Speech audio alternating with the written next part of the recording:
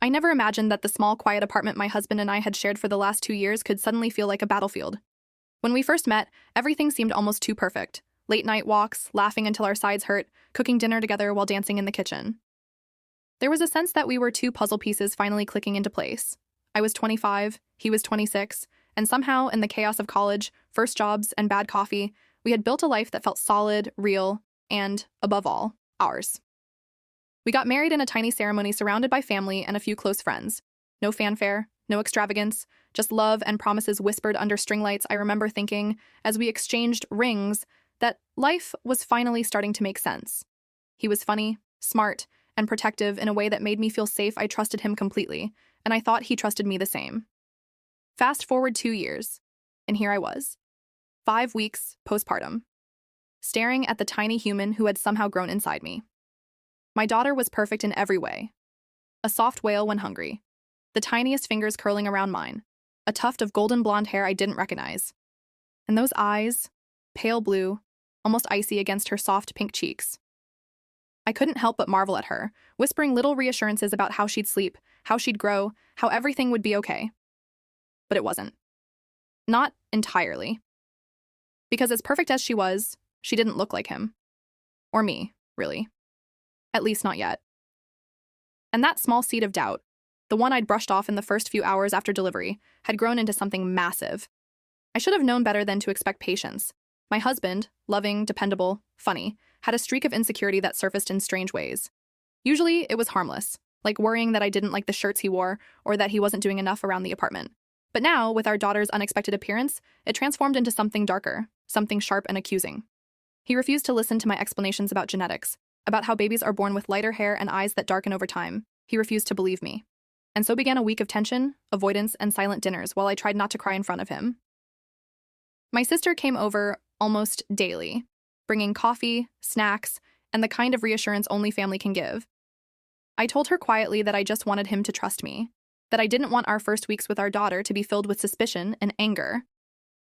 Little did I know that this was just the calm before the storm, because in a few days, the quiet apartment, the late-night walks, and the kitchen dance parties would be replaced by tests, threats, and the kind of emotional roller coaster I had only read about online.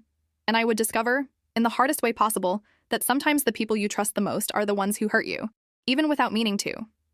The first days after bringing our daughter home were nothing like I had imagined during pregnancy. I pictured quiet mornings with her curled against me in the soft sunlight, peaceful naps, gentle coos, and the kind of bonding moments that make new parents sigh in contentment. Instead, those days were a blur of exhaustion, relentless feedings, and the gnawing tension that seemed to hang in the air like a storm cloud. I never thought that the birth of my child, the very thing that should have brought us together, would instead become the first real test of my marriage. It all began the moment my husband saw her. He had come to the hospital, tired but eager, carrying a bouquet of slightly wilted flowers I hadn't noticed in my sleep-deprived haze. I had been buzzing with relief that the delivery had gone smoothly, and I was eager to share the first quiet moments with him. But when he caught sight of her, he froze. Not a pause of awe, not a silent tear of happiness, just a freeze, like his brain had short-circuited. "She's blonde?" he said slowly, as though tasting the word, his eyes were wide, unblinking. "And her eyes. They're blue." I forced a smile, my heart already clenching in discomfort. "Yeah, they're beautiful, aren't they? Babies can be born with lighter features. Hair and eyes can change over the first year." He didn't respond. He just stared at her like she was some puzzle that didn't belong in the world. That moment, I realized this wasn't just a passing worry. It was the start of a deeper, more destructive suspicion. By the time we returned home, the tension had grown heavier, more suffocating. Our apartment, once a place of comfort and shared laughter, felt charged with unspoken accusations. He barely held her, barely looked at her, and kept muttering things like, "We need to talk," and "This doesn't make sense." I tried to brush it off as fatigue, telling myself that he was overwhelmed, that the newness of fatherhood was catching up to him. But the words he said next made my stomach drop. "I want a paternity test," he said, cold and final, while I adjusted our daughter in her bassinet. "If you don't agree, I'm serious. Divorce." I froze, gripping the edge of the bassinet for balance. My heart hammered. It's not necessary." "You know she's yours," I whispered, trying to keep my voice calm, steady, but my hands shook. "No," he snapped, eyes flashing. "I can't ignore this, I won't. I need proof." The next few days were a nightmare of cold silence and tense interactions. He left to stay with his parents, claiming he needed space to think, and I was left alone with the baby, relying on my sister for support.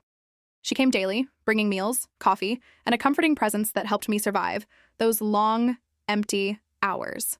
The small apartment felt cavernous without him, every creak of the floorboards echoing like a reminder that our life had shifted in an instant. Adding to the pressure were the calls from his mother. Every day, at least once. She reminded me that if the test proved the child wasn't his, she would make sure I paid for it in every possible way. Her words were sharp, accusatory, and chilling. I knew she wasn't joking. It felt like our daughter's very existence had somehow become ammunition in a war I hadn't agreed to fight.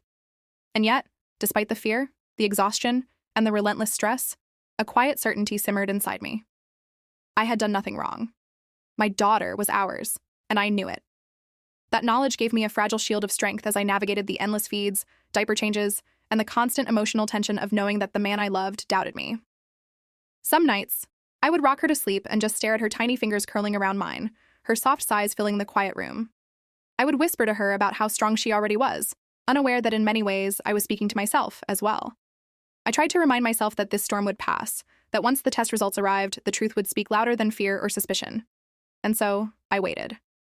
Every moment stretched unbearably, every soft coo from our daughter, a reminder of both the joy and the turmoil her birth had brought. I told myself over and over, stay calm, be patient, focus on her, and let the truth come when it's ready. It was the only way to survive the weeks ahead without letting the tension break me completely. The day of the paternity test felt heavier than any other since giving birth. It wasn't just an appointment at a clinic. It was the culmination of weeks of anxiety, threats, and the silent, suffocating tension that had grown between my husband and me. Since the day our daughter was born, I had imagined that new parenthood would be overwhelming in the typical way. Exhaustion from sleepless nights, endless feedings, and constant diaper changes. But I hadn't anticipated this kind of emotional storm. The storm fueled not by sleeplessness or hormones, but by doubt, suspicion, and fear. He had agreed to come to the clinic, though reluctantly I could see it in the set of his shoulders, the tight line of his jaw, the way his fingers drummed impatiently on the armrest. Every glance he threw my way was sharp, full of suspicion, like he was expecting me to confess some secret I hadn't committed. Our daughter, blissfully unaware of the tension, squirmed in my arms and let out a tiny squeak, and I felt a pang of guilt. She had done nothing to deserve the storm surrounding her. You'll see, I said softly to him, more to calm myself than him. Everything's fine. She's yours. He didn't respond. He just stared straight ahead, rigid, like the world had suddenly turned into a puzzle he couldn't solve. I took a deep breath and reminded myself not to argue, not to push. He wasn't in a state to listen rationally. The clinic was cold, sterile, and the fluorescent lights made the walls look harsh and unforgiving. The nurse led us into a small room, the smell of antiseptic mingling with the faint scent of baby lotion. Swabs, gloves, and instructions were handed to us, all delivered with a polite but clearly uncomfortable demeanor. I tried to make small talk, hoping to lighten the mood. I told him about the funny little hiccup our daughter had this morning, the way she had grabbed my finger with her tiny hand, how she had yawned so dramatically it looked like the entire world had exhausted her. He didn't even crack a smile. His answers were clipped, monosyllabic, sharp. Right. Let's get it over with. Every response reminded me of the deep gulf of distrust that had grown between us in just 3 weeks after the swabs were collected. He left for his parents' house as usual, claiming he needed to clear his head. I stayed home with our daughter, rocking her gently in the dim afternoon light, trying to soothe both of us. I cleaned a little, organized some clothes, and stared at the ceiling while she napped. But my mind kept returning to the results. Every minute that ticked by was a mixture of dread and hope I knew the truth. I had done nothing wrong, but knowing that didn't erase the anxiety, didn't make the wait feel any shorter. When the call finally came from the lab, my hands shook so badly that I had to sit down before answering. The results were in. My daughter was his. Relief hit me like a wave, mixed with disbelief. And then, oddly, a flicker of amusement. After weeks of stress, fear, and tension, it felt almost surreal. I wanted to laugh, to cry, to scream with relief all at once. A few hours later, he returned home. I greeted him quietly, trying to appear calm and collected. The envelope sat on the coffee table between us like a small, heavy object filled with possibility. I could see his tension, the rigid set of his shoulders, the guarded look in his eyes. I handed it to him with a tentative, almost shy, smile.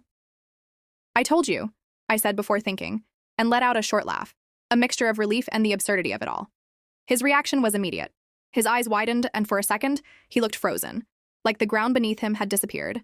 Then anger replaced shock. "How can you laugh at me?" he shouted, his voice sharp, filled with disbelief. "This isn't a joke." I opened my mouth to explain, to tell him it was relief, not mockery, but he turned and stormed out of the room, slamming the door behind him. I sat there, stunned, holding our daughter close, feeling a strange mixture of triumph and guilt. I had wanted the truth to be clear, and it was. But the truth hadn't healed the rift. If anything, it had made it sharper, exposing the fragile trust that had always been there but was now deeply fractured. The next few hours were filled with silence. He didn't return immediately, and when he did, it was not with smiles or apologies, but with a distance that made the apartment feel colder than ever. I tried to reassure him, to show him that I was still here, still loving, still his partner. But I knew deep down that our path forward would be difficult. That trust, once broken, is never rebuilt instantly, no matter how undeniable the truth. The moment he slammed the door behind him, the apartment felt impossibly silent. The soft hum of the baby monitor, the faint creaking of the floorboards, even the occasional distant sound of a car outside seemed louder, somehow amplifying the tension that hung in the air.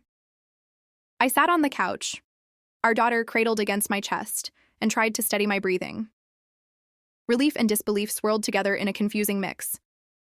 I had hoped for this confirmation for weeks, yet now that it was here, it felt almost hollow, tainted by the confrontation that had just erupted. I tried to focus on the small, perfect details of our daughter, the way her tiny fingers curled instinctively around mine, the delicate curve of her lips, the soft tufts of golden hair catching the sunlight. She was blissfully unaware of the tension in the room, blissfully ignorant of the storm that had overtaken our lives in the last month. And yet, her existence was at the center of that storm, the innocent cause of a suspicion that had grown faster and more poisonous than I could have imagined. Hours passed. He didn't return immediately, and I tried not to dwell on the anger in his eyes, the disbelief in his voice. The way my brief laugh had hit him like a punch, I kept telling myself it was just relief, not mockery. But I knew words alone couldn't undo the impact. I paced the apartment, cradling the baby while muttering reassurances to her, to myself, to anyone who might be listening. "She's yours," I whispered repeatedly. "Everything's fine. He'll see. He has to." When he finally came back, he was quieter, more subdued, but the tension in his posture hadn't disappeared. He leaned against the doorway, arms folded, eyes fixed on the floor. I could feel the weight of unspoken words pressing between us. I didn't mean to snap," I started, my voice barely above a whisper. I don't know how else to express." "Relief?" he interrupted sharply. "You think laughing at me is relief? Do you have any idea how that felt?" His eyes were wide, incredulous, and for a second I saw him not just as my husband, but as someone I barely recognized. Vulnerable and furious, shocked and betrayed, all at once. I flinched. It wasn't intentional. I hadn't laughed at him. I had laughed at the absurdity of 3 weeks of fear, doubt, and exhaustion, ending with the undeniable truth. But intent mattered little here. Impact mattered more, and my reaction had hurt him. "I didn't mean it like that," I said softly. "It was relief, that's all. Relief that it's over, that she's ours, nothing else." He shook his head and paced a few steps, then slumped into a chair across from me. "You don't get it. For 3 weeks, I felt like my world was upside down. I felt like I couldn't trust you. And when I needed reassurance, you laughed in front of her. Do you know how humiliating that was?" I closed my eyes and took a deep breath, trying to steady myself. I thought back to our early days, when he had made me laugh until my stomach hurt, when his presence felt like home. How did we go from that to this? Tense silences, accusations, and tears whispered into a nursery at 2 a.m.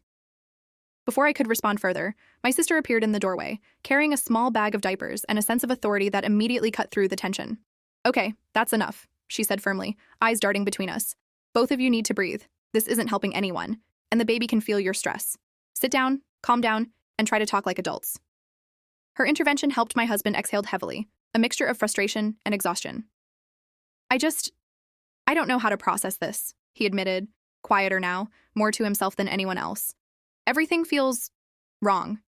Even though I know she's mine, I feel betrayed. And you laughed." "I understand," I said, my voice trembling slightly. "I'm sorry. I truly am. I didn't mean to hurt you. I didn't know how else to release the tension. I wasn't mocking you, not ever."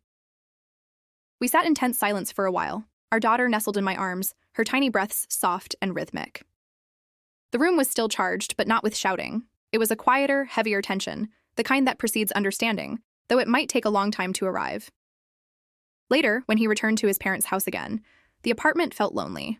But I tried to find solace in small routines, feeding, rocking, watching her little movements. I realized that while trust had been shaken, the truth had also been revealed. The foundation was still there, fragile but real. Over time, maybe we could rebuild it, but the process would be slow. For now, all I could do was focus on our daughter, my sister's support, and the quiet hope that the storm, however fierce, would eventually pass. After the confrontation over the test results, the days that followed were tense and quiet, but not peaceful. I tried to focus on the baby, on recovery, on anything that would distract me from the lingering anxiety that seemed to settle in the corners of our apartment. But just as I began to imagine that maybe we could start rebuilding a fragile sense of normalcy, the real pressure began, from his family. It started with his mother. Her calls were almost daily, a mix of faux concern and pointed accusations. "You laughed at him?" she demanded one morning. "Do you have any idea how humiliating that must have been for him, for a father who just wanted to see his child without doubt?" Her tone was sharp, every word calculated to make me feel small and defensive. I took a deep breath, clutching our daughter close, and reminded myself not to react in anger. This was exactly what she wanted, to get under my skin. "I'm sorry," I said softly, hoping it would end the call. "I didn't mean to hurt him. I was relieved." Her sigh was heavy, almost theatrical. "Relieved? Relief isn't supposed to look like mockery. You need to learn some humility, young lady. He's your husband, and now he's your child's father, and you treated him like a fool in front of everyone. Do you understand?" I nodded, though she couldn't see me. "Yes, I understand," I whispered, though in my heart, I knew she was misinterpreting my emotions. I wasn't laughing at him. I was laughing at the absurdity of 3 weeks of paranoia and tension. But there was no reasoning with someone who saw my relief as humiliation. The calls didn't stop there.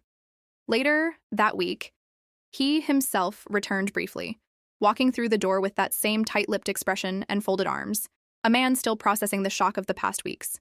His parents' house had only intensified his emotions, and I could tell he was carrying the judgment of his family with him, like an invisible weight pressing down on his shoulders. "You've been talking to your mother, haven't you?" I asked cautiously, trying to gauge his mood. He looked at me, eyes narrowed, and didn't answer at first. Then finally he exhaled sharply. "She doesn't understand. She thinks I'm weak for doubting you, but she also thinks you should know better." I don't even know what to think anymore. I felt the familiar mix of frustration and helplessness rise again. "I've done nothing wrong," I said firmly, trying to keep my voice steady. "I've been taking care of our daughter, recovering from birth, and trying to survive 3 weeks of distrust and constant judgment from your family, and now I'm supposed to feel guilty for feeling relieved?" He didn't answer immediately. He just looked down at our daughter, who was now stirring in her crib, stretching her tiny arms. I saw something flicker in his eyes. Guilt, perhaps, or realization. But it was brief, quickly replaced by that guarded, protective tension he always carried. The next days were a blur of mediating between him and his mother, keeping her at a distance while trying not to push him further away. I leaned heavily on my sister, who had become both a shield and a voice of reason. She reminded me constantly that his mother's opinions were not facts, that my responsibility was to my daughter, and that no amount of family pressure should compromise my own peace or self-worth. Still, the emotional toll was heavy. Every time he returned from his parents' house, I could feel the weight of judgment in the room. His silences were long and loaded, his touches tentative. Even as he smiled at the baby or helped with a diaper change, the air between us was thick with unspoken words, lingering resentment, and the unhealed sting of the "I told you so" moment. I realized then that while the paternity test had confirmed the truth, it hadn't healed the damage done by suspicion, fear, and family interference. Trust, I knew, would take time to rebuild. For now, all I could do was protect our daughter, support him in his own emotional processing, and try to find a delicate balance between maintaining my own dignity and allowing him space to process his feelings. It was exhausting. And yet, through the exhaustion and the tension, there was a quiet determination growing inside me. I would survive this, we would survive this. And eventually, maybe, we could find our way back to the partnership we had before the storm. The next few weeks were a delicate balancing act, one I had never imagined I would need to master as a new mother. Each day began with the same routine, feedings, diaper changes, and the quiet moments when our daughter dozed in my arms, blissfully unaware of the storm surrounding her. But every time the front door opened, my heart jumped, bracing for the return of my husband, bracing for another round of tense silence, heavy glances, and unspoken resentment. He came home later than usual one evening, carrying that familiar weight of judgment and exhaustion. I had just finished feeding our daughter, burping her and gently rocking her to sleep. The apartment smelled faintly of baby lotion, laundry detergent, and the lingering aroma of dinner I had barely touched. I looked up as he entered, forcing a polite smile, but I could feel the tension radiating off him like heat from a fire. "We need to talk," he said, his voice low but firm. I felt my stomach twist. Was it about the results again? Or had the tension from his parents escalated further while I was distracted with the baby? I nodded cautiously. "Okay, about what?" He gestured toward the couch and I moved to sit, holding our daughter carefully in my arms. "About us, about the last few weeks. About how everything's been handled." His eyes were tired but intense, and I could tell that he was trying to process his own emotions before they boiled over into anger. "I know things have been rough," I began softly. "I know the way I reacted when we saw the results upset you. I didn't mean to hurt you. I was relieved. And honestly, exhausted from everything that's been happening." His jaw tightened. "Relief doesn't come across as laughter in someone else's eyes. You can say you didn't mean to hurt me, but you did. It felt humiliating." I swallowed hard. The word stung, and I realized that no amount of reasoning would erase the impact of my brief reaction.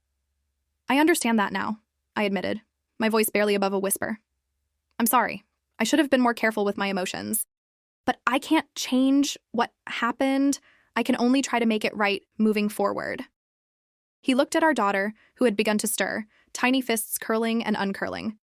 I could see the softening in his eyes as he watched her, the way fatherhood was already starting to take hold, even amidst the anger and resentment. "It's not just about the laugh," he said finally, softer now. "It's about trust, about believing in each other for 3 weeks. I doubted everything. And I don't know how to shake it off." I nodded. "I get it, and I'm willing to give you time, space, whatever you need. But please remember, I've done nothing to betray you. I'm still the same person you married." There was a pause. He rubbed his forehead and exhaled slowly, the tension in his shoulders easing just slightly. "I know," he murmured. "I know you haven't. It's just a lot. And my mom, she doesn't make it easier." I reached out, brushing a strand of hair from his forehead, careful not to overstep. "I know she's been difficult, but we can't let her define how we handle this. This is about us, not anyone else." For a moment, we just sat there, watching our daughter stir in the quiet apartment.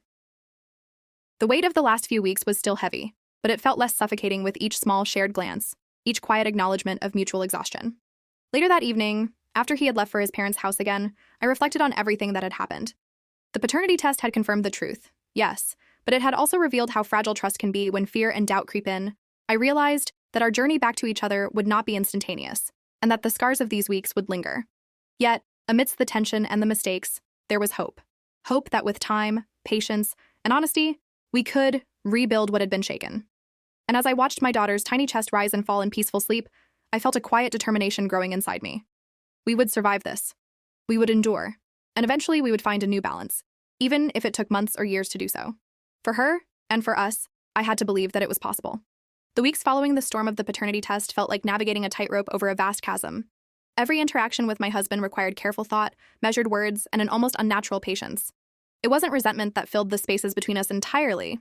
There were still moments of tenderness. But the undercurrent of lingering doubt and bruised pride made the air heavy. I focused on small victories.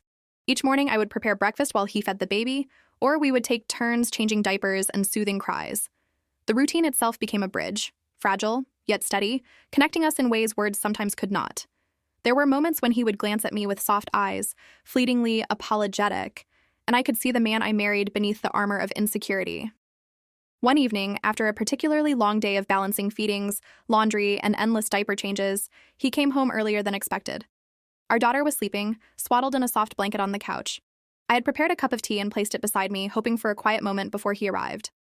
"I made dinner," he said quietly, setting a small takeout container on the table. "Not much, but thought it might help." His voice was tentative, almost cautious. I looked up at him, startled by the gesture, and felt an unfamiliar warmth spread through me. It was a small act, but in the context of the past month, it felt monumental. "Thank you," I said softly, placing our daughter safely in her bassinet. "That means a lot." He shrugged, cheeks slightly pink. I don't know if I'm good at this yet," he admitted, "but I want to try. For her and for us. His honesty caught me off guard. I had been bracing for criticism, blame, or silence, but here was an acknowledgement of effort, vulnerability. Even I felt the tension in my chest ease slightly, though the memory of the laughter incident, the arguments, the anger, remained. Trust, I knew, couldn't be rebuilt overnight. We spent the evening quietly, him watching our daughter as she stirred, me offering soft smiles and gentle reassurances. When she cried, he instinctively scooped her up, rocking her and murmuring soft nonsense words that made her settle almost instantly. I watched, fascinated and grateful, as the man who had stormed out in anger just weeks ago transformed in these small domestic moments into a father and partner. Yet, there were still silent reminders of the tension that lingered. His mother called less frequently now, but each conversation was a careful dance, polite, guarded, and tinged with subtle judgment. My husband sometimes remained silent during the calls, letting me handle the discussions, and I appreciated the reprieve. But I could sense the lingering unease in his posture, the hesitation in his voice when he finally returned home one night, as we sat together watching our daughter sleep. He finally broke the silence. "I know I overreacted," he said, quietly. "About everything, and I'm sorry, I didn't know how else to handle it.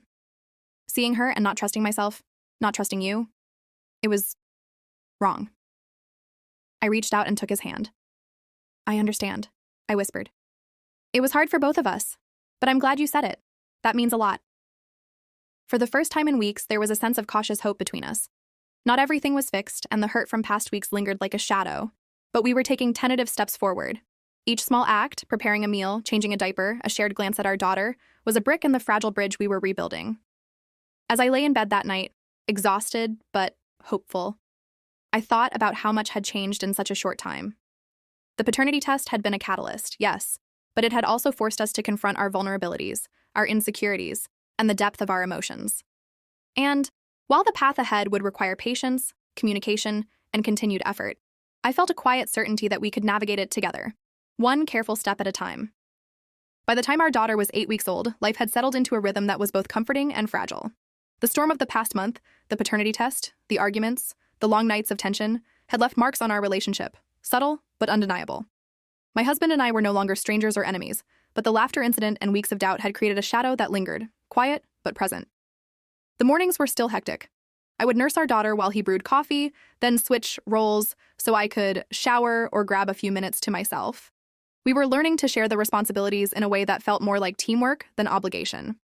Every small gesture, a diaper changed, a bottle prepared, a soft word of reassurance, felt like a tiny stitch sewing the torn fabric of our partnership back together. One afternoon, I sat on the couch, our daughter in my lap, watching him attempt to assemble a new crib that had arrived earlier that week. He was focused, muttering under his breath as he fumbled with screws and pieces, but every now and then he would glance up at us with a small, tentative smile.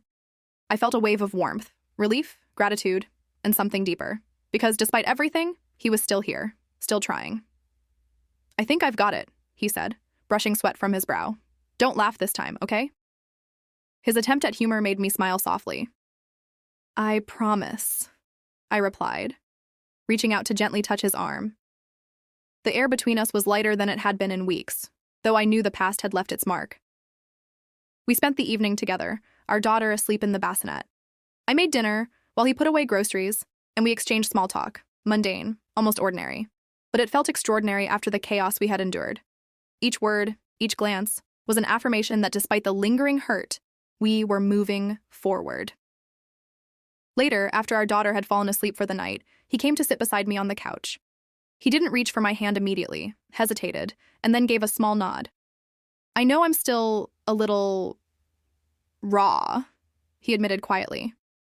"The test, the laughter, it's hard to just forget that." I squeezed his shoulder gently. "I know. And you don't have to forget. But I hope we can move forward, even if it's slow. I'm here. I'm not going anywhere." He looked at me for a long moment, eyes softening, the tension in his shoulders easing slightly. "I know. And I'm grateful. I really am. It just takes time for me to feel normal again. To feel okay with everything." I nodded, understanding that while the storm had passed, some clouds still lingered. Trust, once shaken, didn't rebuild instantly, It required patience, continued effort, and small moments of shared understanding. But as I watched him carefully tuck our daughter in and kiss her forehead, I felt hope blooming. A quiet, steady certainty that we could get there. That night, as I lay in bed, I reflected on the last 2 months. The paternity test had been a catalyst, exposing fears, insecurities, and weaknesses I hadn't fully realized existed in both of us. But it had also forced honesty, confrontation, and ultimately a path toward reconciliation.